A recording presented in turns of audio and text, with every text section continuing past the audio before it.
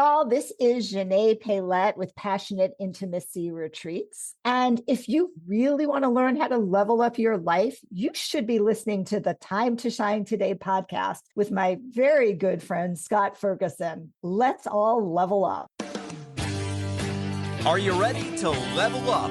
Do you wish to live a life of options and not obligations? You've come to the right place. Thank you for stopping on by to hear knowledge nuggets from Coach Fergie and his top-tier guest to help you lean into your ultimate human potential. Now, let's level up with Coach Fergie. Hey, Time to Shine Today podcast, Varsity Squad. Welcome back to another powerful edition of Time to Shine Today podcast. I'm your host, Coach Fergie. Blessed to be your gap coach, specializing in peak performance, mental conditioning, working with business leaders, entrepreneurs, entertainers, athletes, C-suite, and students to help them bridge their success gap to live a life of options and not obligations. On this platform, we are stoked to bring you high performers who are not just chasing and attaining success, but redefine it through providing above and beyond service. And basically this week, we're going to talk a little bit about discomfort. Not the physical ones, the emotional ones, the accountability moments, the conversations that you owe yourself, the decisions that you know you need, but kept delaying. And here's what hit me when I was in a coaching session this week with one of my clients, that discomfort is not a threat. It's a signal. It's the dashboard light saying you're entering the part of your life that actually matters. So when my client stopped trying to outthink it, stopped trying to wait for the perfect moment, simply stepped into the discomfort with clarity and calm, boom, everything leveled up his confidence, his energy, his follow-through, all because he stopped negotiating with a voice that he wanted the easy road. So here's your challenge this week, squad. Where are you avoiding the very thing that would move you forward? Where are you choosing comfort over growth? Where are you waiting for a perfect time that isn't coming? Lean into that space, not recklessly, not emotionally, just with presence, ownership, and a little discipline. Like I always am coaching from neutrality, okay, squad? Because the people who grow fastest aren't the ones who know the most. They're the ones who stop running from the reps that matter. And squad, I am going to bring on a guest here that I immensely respect. And we're leveling up with my good friend, Xanet Pailet. And she's literally transforming lives, relationships, and the way couples experience each other. She's someone who walked away from a 26-year sexless marriage, pivoted out of a powerhouse legal career, and turned her pain into purpose. And today, she's one of the most respected voices in intimacy, connection, and relational healing. She is a nationally recognized sex and intimacy coach and best-selling author of Living an Orgasmic Life. And she also has a new book coming out, so stay on, and we're going to talk a little bit about that. And she's also the visionary force behind Passionate Intimacy Retreats, where she's guided over 100 couples through breakthroughs that reignite safety, passion, curiosity, and joy. She specializes in helping committed couples who feel stuck or disconnected rediscover the emotional and sexual connection that they knew was possible but could not reach alone. Through her private coaching and international retreats, she creates a space where trust is rebuilt, communication deepens, and pleasure becomes a shared experience instead of a taboo topic. Her mission is powerful. Her approach is grounded, and the results, they're life-changing. So let's lock in, squad, because today's conversation is going to challenge you. It's going to expand you, and maybe even make you rethink everything you thought about intimacy, partnership, and courage that it actually takes to be seen. And thank you so much for coming on. Xanet, please introduce yourself to the Time to Shine Today podcast, Varsity Squad. But first, what's your favorite color and why? Oh my God, that's easy. It's pink purple, as you can see. Ooh, I like it. It's royal. I love it. It's interesting. Like when I put it on, it makes me smile. Yeah. Like you have a color that you love. And when I put this color on, I'm just like, oh yeah, this is me. It's in your color wheel. Beautiful lady over there. Bold, vibrant. Yeah. One thing I notice about you is you're always just rocking yourself. Like whether it's I've seen you on other podcasts or videos, it's just like you're so genuine. You're like just you. And that is that's refreshing. A lot of people put on the mask out there and stuff like that. I don't think there's much of a mask to you because you walked away from, again, a 26-year sexless marriage. And I know it takes a lot to really just put that out there, especially being a power woman in the legal world. What was the exact moment you knew you couldn't keep living that version of yourself anymore? Yeah, great question. This is going to sound crazy, but this is really the exact moment I knew. I was at I guess that would have been my 25th anniversary dinner with my ex-husband in New York City. Just the anniversary dinner. Yeah, in New York City, sitting across from him at a restaurant. Exactly, can't remember the name, but I can see it in my head. And we were just having this like mundane conversation. And then we had nothing to talk about, which was very common for us. Mm. And I just looked at inside of myself and I was like, this is the last anniversary I'm ever going to celebrate with him. And that was really the moment where I made the decision. I can't keep on going like this. This isn't working anymore. That had to have taken we said we were going to talk about the anatomy. It had to take big balls to do that. If seriously, like you have a marriage of 25 years. Yeah. That's a quarter century. I know. That's a milestone in most people. Neither one of my 3 marriages lasted more than 5.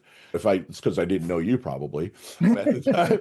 But seriously, what was were you afraid? Were you scared? My squad loves to hear how you overcome that. Yeah. I know you leaned into it. Yeah, of course I was afraid. Like I knew I needed to leave this marriage 7 years before I made the decision to leave this marriage. I was a 7-year commitment. I had this 7-year plan. Once my kids get into high school, that was my plan. But that actually got pushed back until once my kids are both in college, because it was terrifying. I'd never lived alone before. Ever. I got married at 24, which is graduated law school, got married the next week, like literally. And I did not have, the confidence, I think, to be able to think that I could do this on my own, even though I was making 6 figures. I was just going to say that. Janet, and we owned a co-op in the middle of Manhattan. So I figured it wasn't so much about the financial, because a lot of people won't leave because of a financial issue, right? Yeah. It was there was some kind of emotional string, and your children, to make sure that they were built and stable. Do you think any of that it bled through to them? It totally bled through to them. Really? The reason that I even found the guts to have this conversation was my oldest son came home one summer for college, and he just took me aside one day and he was like, "Mom," he was like, "you're not happy. Like you and Dad need to get divorced." Wow. And when you hear that from your children, it's pretty powerful. I'm like, wow. Oh shit. Wow. From them. Right. Wow. From them. Okay. Exactly. Yeah. Yeah. No, please go on, please. Yeah. That sort of gave me permission. The relationship was not great. We were great parents, a great familial unit for sure. We raised 2 amazing children with very strong values. But we didn't have the emotional connection, the intimacy. We had no sexual relationship. For my own stuff, it wasn't like, I never blame it on my ex-husband. I had my own issues around shame trauma as a child and just disconnected from my body, and sex never felt good. I never had pleasure. I never had an orgasm. It was just easier just to stop, which is what happens a lot with a lot of couples, right? There's a disconnection. There's a lot of drama around it. So it's easier just to stop without talking about it, not having that deep emotional connection that I now know you're supposed to have in a healthy marriage. But a lot of us just stay at this very mid-level relationship where it's a very surface relationship and it lacks the intimacy and the emotional safety. And I think that was definitely part of what it was. And I just took all my energy, I put it into my job. I was very successful. I started my own consulting firm and into my kids. And I was also a Broadway producer on the side of musicals, because that's a whole nother, nother chapter of my life. Wow. And it seemed okay until it didn't seem okay. And then it felt really empty, especially as we were starting to become empty nesters, because kids take up all of that emotional energy. 100%, yeah. Very connected to my children. I still am very connected to them, even though they're in their very late 30s at this point.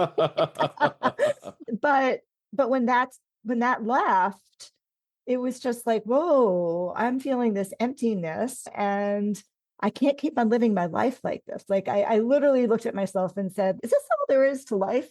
Wow. Yeah. I think there's got to be a lot more here. So did you self-educate, or did you go through someone's program to help you out, or how did that work?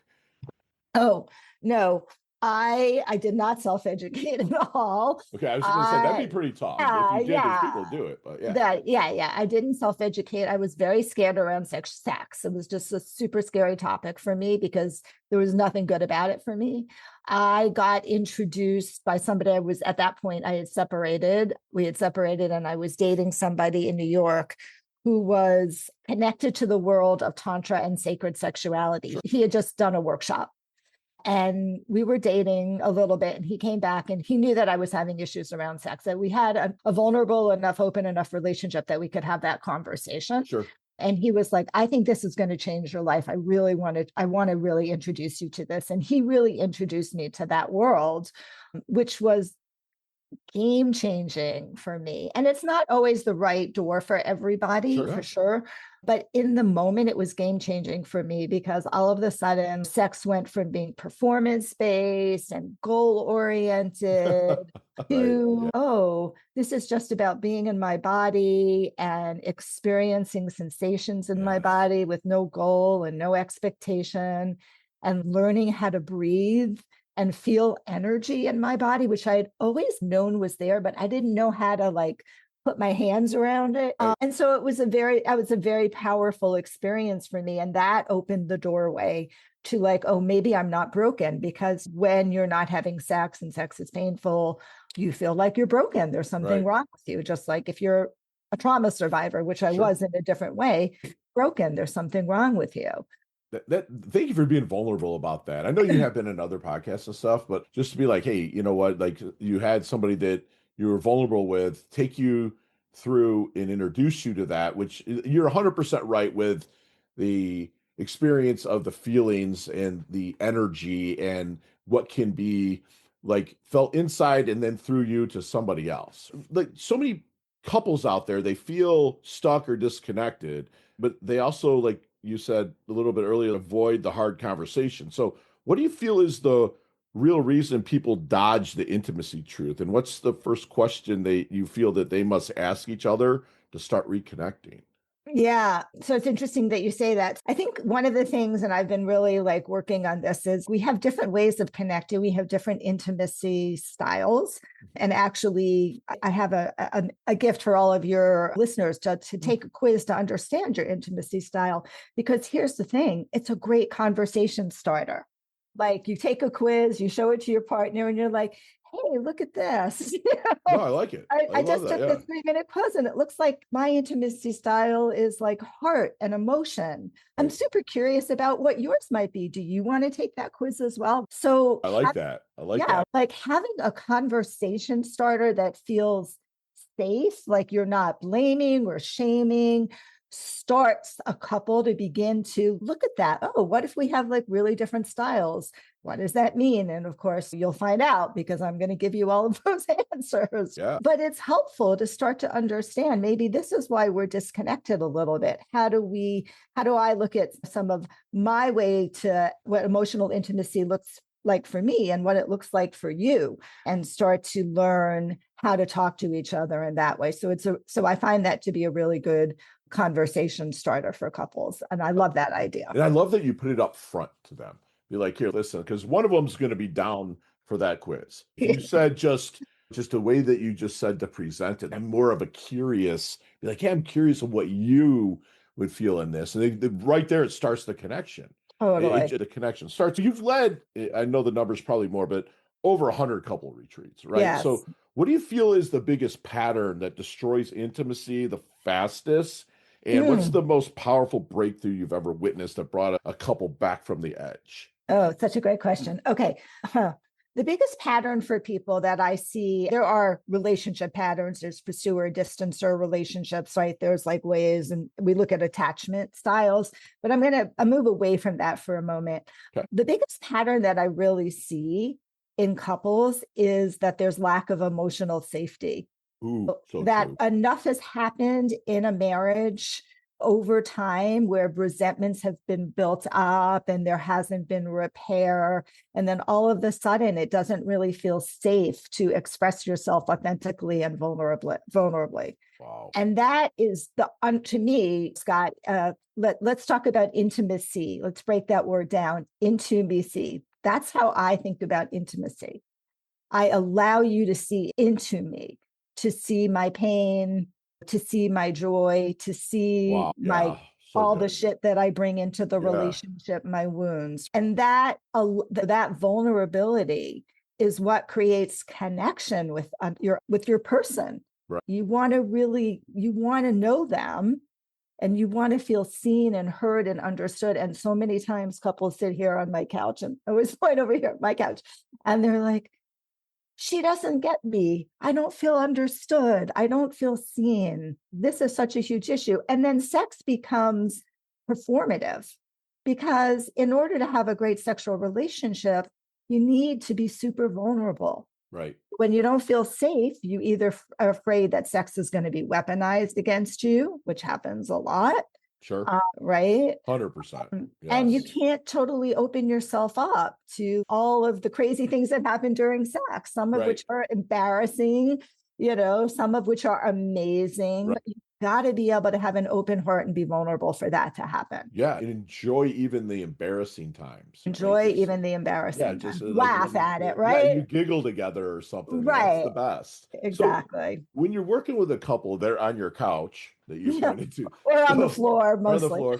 But when you're like going back and forth, and maybe you're even starting it's a discovery kind of session to make sure that, like, I use this term, the right horse for the course, the right coach for them. Is there any good question that you wish they would ask you but never do? Wow. What should people ask you before they get into the The question that they always ask me is, can you help? Sure. We're going to come here. We're going to spend 4 or 5 days with you. We're going to spend thousands of dollars with you. Is this going to make a difference? I Right. think that's a question that they should be asking. Is this going to make a difference? Ooh. What's your track record, Xanet? Yeah. And I can say that my track record is extraordinarily high. I have a 90% success rate with my couples That is awesome. when they leave the retreat, because number one, like, I'm not a therapist, I'm a coach. You understand that, right? No. So I call it the way I see it. Like, I call people on their stuff in the kindest, most compassionate way. But if stuff comes up, I call it. Number two, I can intervene in the moment, because 100% they're going to get into their thing, whatever their pattern is, whatever it is, it's going to show up within the first hour or two Yeah. of our session. And then we have the opportunity to name it, which is, how do you stop our pattern? Name it. You start to acknowledge, oh yeah, we're in our pattern. And then maybe we can't change the behavior right away, but at least we can say, oh shoot, here we are. Noticing it. We're doing it again. That itself interrupts the behavior as well. Right. So I think that's a really important piece. Plus, my work is very different than most therapists, and even than most coaches, because here's my maxim: you can't talk your way into better intimacy and sex. You have to feel your way into it. Yes. Feel it. So my work is experiential, it's interactive, it's somatic. Couples need to sit. I love what you said in the beginning, Scott, about the discomfort. Couples need to sit in the discomfort of having to look at each other and feel, because that's a very vulnerable thing to do. Yes. And to have to feel that discomfort of the feeling of the disconnection, of the tears that show up because they're like the grief of the missing of the connection that they've had for all of these years. And then beginning to learn, oh, wow, we can soften into this. We can actually allow ourselves to start to feel connected again. I love it. And I just feel like there's like I'd like to tell a story. One, Squad, I love that she said that she's not a therapist. And like, I tell the story a lot, or the metaphor of like my clients that I'm blessed to coach here in Palm Beach, I put them in their car and I say, you see this rearview mirror right here? It's small for a reason. That's your past, right? That I don't have the alphabet after my name, so I can't help you. That's where therapy comes in. This big windshield, oh my gosh, where are we going? But since 2011, in every car, and now you can carry it in your pocket, GPS. And that's what I am, is I help them GPS. They plug in where they want to go and get there. But one thing that you mentioned that I really resonated with was there's a kind of a trust and respect. If you and I were good friends and you had a significant other and you brought them over to my house, you knocked on the door and be like, I'd hop up, open the door, be like, hey, Xanet, hey, mister, come on in. Can I get you a glass of wine, a beer, a drink or something? But if I knew you and you came over and knock on the door, who is it? It's Xanet, it's open. You come in, you like, Ferg, you got a drink? And be like, you know where the fridge is, right? I trust you enough, but I don't respect you to get off my ass and get the drink. You see a lot of that in relationships where there's just so much years of trust that's built that the respect has just been gone? Yes, and the trust leaves also. I think what happens, honestly, is that we start taking people for granted. Thank you. We, Yep. we all do that. Yes. Yes. We have this assumption, I do it with my partner, we have this assumption that he's been taking care of the hot tub for all of these years, Right. that he's going to continue to take care of the hot tub. And I'm not going to thank him for the fact that this has become his responsibility Right. to take care of the hot tub. And it's a normal thing because you live with people and you have expectations of how something is going to go.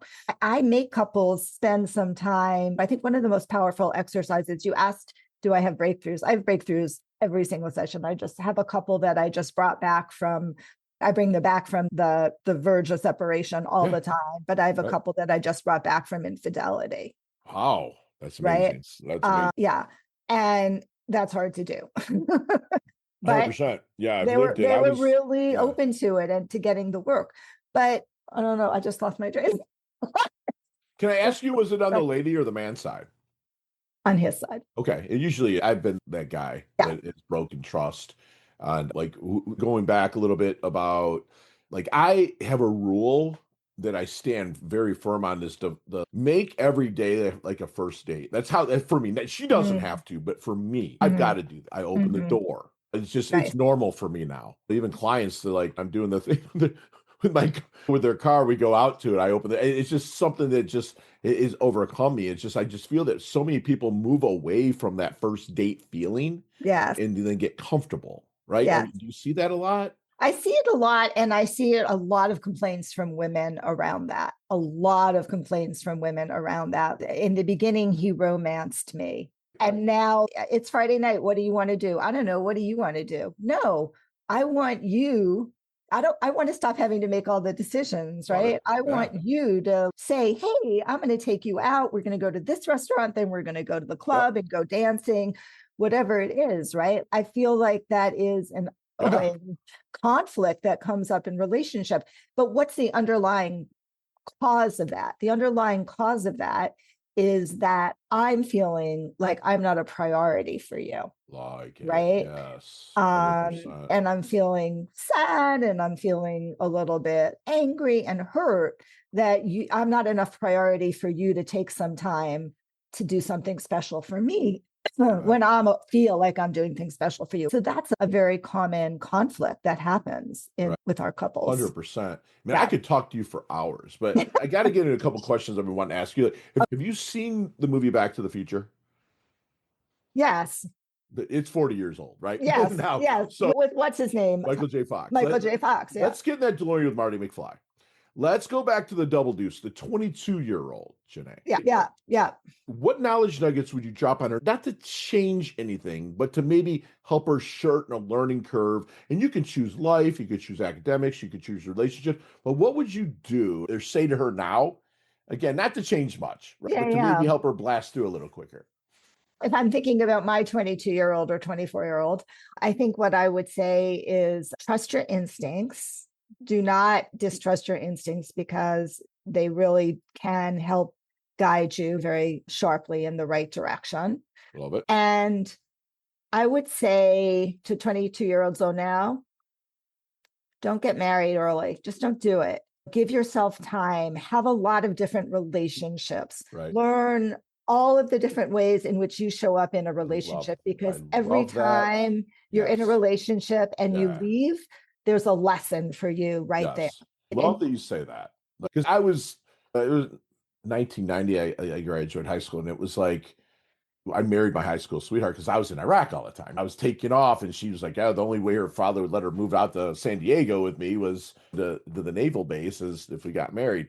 And me and her, luckily, are still best friends. You know what I'm saying? Like, she's the first girl I ever saw naked because her mom used to bathe us when we were kids. Like, we've known each other like forever. So it's with that. I love that you said that, like, to have not run through chicks or run through dudes, but like really enjoy the experience in those moments with them. Because like you said, there's a lesson. So how do you want your dash remembered? That little, because you're doing a lot of things that are just awesome, that is so unique. That's why I could not wait for this interview. But how do you want your dash remembered? That little line in between your incarnation date and your expiration date, your life date. Oh my God. How do they want her dash remembered? Never heard that question before. Okay.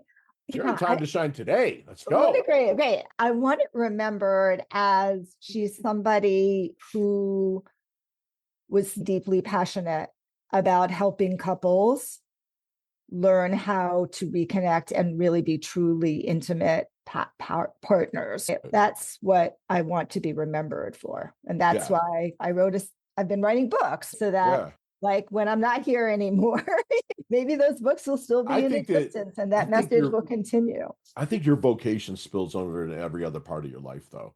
I could just say, as a friendship with you, I could see us just rapping over a glass of wine just about stuff and like client interactions and stuff like that. You're just that person, right? Like when I met you today, I was like, I've known this chick for a long time. That's the way I felt. Like, it's like, you don't know how it's going to come, especially, about the intimacy stuff, what we're talking about. So it's unique. So then what is your definition of a life well lived? Think about that if I'm on my deathbed. This is a question I ask my clients a lot. You probably do too. Like, I do. when they're on the verge of about to kill each other, I'm like, okay, so let's assume you're 5 days away from dying, right? And then you're 4 days and 3 days and 2 days and 1 day. Who do you see with you in that moment? And it's very telling who that person is. And that often brings them back from the brink of collapse. But so when I think about that, I think about a life well lived as a life with a lot of love, a life with a special person or special persons in your life. I luckily have one. I found a special person. Took a while. Me too. I was 62 years old till I found that special person, but I found him. Family is incredibly important to me. My children, I have 5 grandchildren who I adore.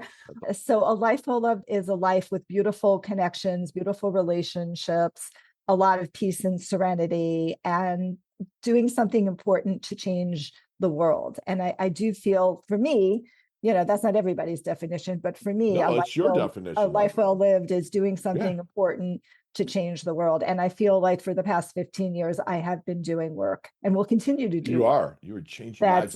Changing lives. I look at Susan and I'm 53 now, and I met her when I was 47 and she was 54. So she's 60, I'm 53 now. Mm-hmm. And it took me that long to understand what it was about. And also, when I moved to South Florida, it's like kid in a candy store, like with women. And I said, if you're over 35, you're too young or too old for me. It was like that. And then we got set up by mutual friends. And it was just like, don't get me wrong, man. We go through valleys and peaks and stuff like that. We got it.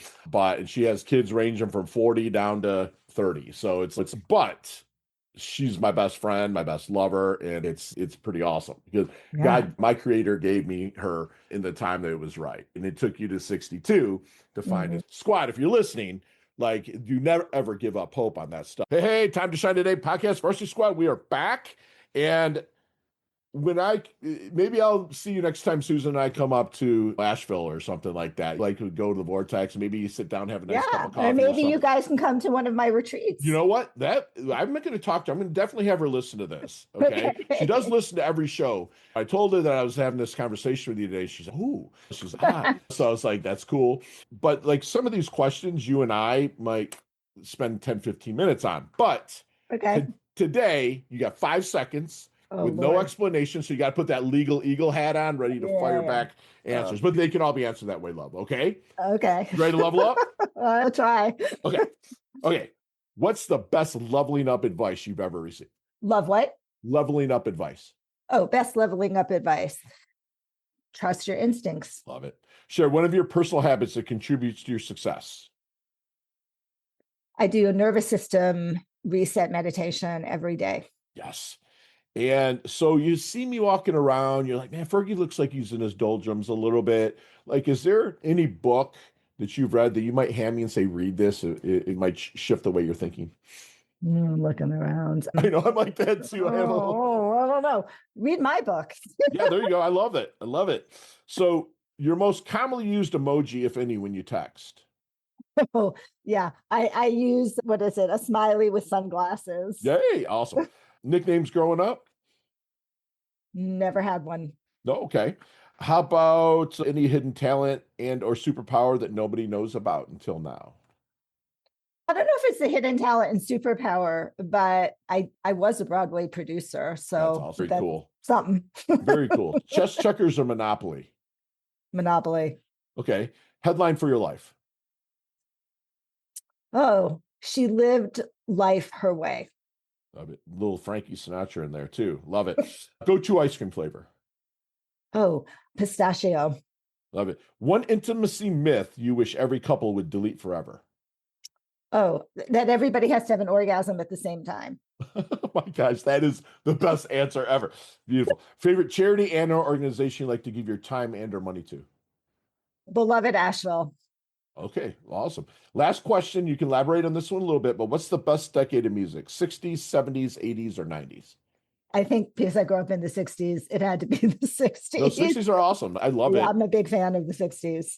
I'm a product of the 80s, graduated in 90, and there was so much that happened in that decade, a decade of decadence and all these stuff. But when I'm listening and like when I re-listen to this and I build the final show notes and get ready to put it out, I listen to 60s or 70s because there's stories told in that. Yes. It just puts my mind in a shifting creative because I don't have a creative brain at all. Like sometimes I do, but just in stuff like this. So I'm glad that you said the 60s. You stayed close to your roots. So totally. How can we find you? You can go to this website, howtoimprovemylovelife.com, Okay. howtoimprovemylovelife.com. There you're going to find the free gift that I told you about, which is the intimacy equation quiz. And from there, you will get an email or two from me with information on how to connect with me, set up a call with me, buy one of my books, get a list. It will take them to this website. If you're watching on Vimeo or YouTube, Squad, is this the website it'll take you to? It is going to take you to that, yes. Okay, great. Although it's going to have a quiz. Okay, yeah, that's right. And Squad, listen, what she just said, it's going to be flipped. The script's going to be flipped. She's going to send it to me when it's set up, and I'll make sure that it's put in the show notes and highlighted. And then your site here is Passionate Intimacy Retreats as well. So they can book calls with you and see that. And also your book that you have already out, I believe was written in 2019. Yep, it was. Living an Orgasmic Life, Heal Yourself and Awaken Your Pleasure. And tell us a little bit about what went into that book. I know it's 6 years old, but I know you kill it with this book. So you get a lot. Yes, right? So this book, talk about being vulnerable and authentic. This book is a book about my own personal journey of sexual healing and sexual awakening. So I talk a lot about my marriage and really about my journey, about all of the different programs, but it also incorporates a lot of client case studies through the years. So the first half of the book is about all of the blocks into really sexuality. Sure. And the second half of the book are like ways to be able to start to connect with your body, connect with your sexuality. It's written for women, but a lot of men have read it. Love it. I love it. And Squad, I am going to do a 2-book giveaway to the first one that puts intimacy in any of our, I don't care if it's Pinterest, any of social, you can text it to 561-440-3830. Actually, intimacy fix. I'm just going to say intimacy fix. Put that in. On Time to Shine Today's Dime, I'll mail out a copy to you. And also, Miss, I got to remember the Sex and Intimacy Repair Kit. That's the new coming out, right? Okay. Yes, it's pre-order for it. I'm not going to let you show the cover because it's not the right cover. That's fine. No, but it's coming though. When are we expecting it? It is March 4th. It will be published. You can already pre-order it on Amazon. And really? Okay. If you don't have the link yet, because I'm going with a publisher. So if you don't have the link, Scott, I'll make sure my team will get it from you. I promise. I have it written down here in the sure notes. Yep. Excellent. So if you could, this has just been eye-opening. I wish we had an hour, but I can come back. I know I think we might have you back. But last thing, and be quick with this one for me, please, just because we have to be respectful of the time. But can couples that are not broken still come to you and find enlightenment? Meaning, yes, 100%. What I offer is like a laboratory here. You get to explore different aspects of your sexuality, of your intimacy. Do you want to focus on the sensual? Do you want to focus on energetic and tantra? And I do have couples who just really want to expand the smorgasbord of possibilities. But that smorgasbord, that's awesome. Yeah, but that's also a great place if you're interested in that to go to one of my international retreats, because we really do that at a very deep level. Gotcha. And Johnny, what we just talked about, flip it into the actual interview itself, to the end, okay? Awesome. Again, we're editing all this. Oh, okay, So, perfect. yeah. And so squad, we had just got like a free masterclass on the intimacy side and how couples that feel broken can come back together. My good friend here, she had a mundane life, nothing to talk about. She knew at her 25th anniversary, it's probably going to be her last anniversary. But she also had that 7-year commitment to stay in that time for her kids because she's selfless, right? But the biggest thing that I really heard was she took responsibility. And responsibility is nothing more than the ability to respond. She responded to her situation. She probably used some of her legalese to really dive deep into how that she can use to turn the corner in her life in the intimacy side. She had somebody that she could be vulnerable with, and he really turned her onto something, and she took that and ran, and now she is a highly sought after intimacy coach, right? And she reminded us that intimacy is allow you to see into me. Never heard it that way. Absolutely love that. 90% of success rate is done by a coach. A therapist can't really see deeply in because the coach, most of the time, their superpower is curiosity. They're going to get down to the deep of it. They're not going to consult you and tell you. Because I can just imagine me consulting on something like sex or something, and they'd come back and be like, "Dude, Fergie, that was not right." Like, she's going to pull out what's going to work for you.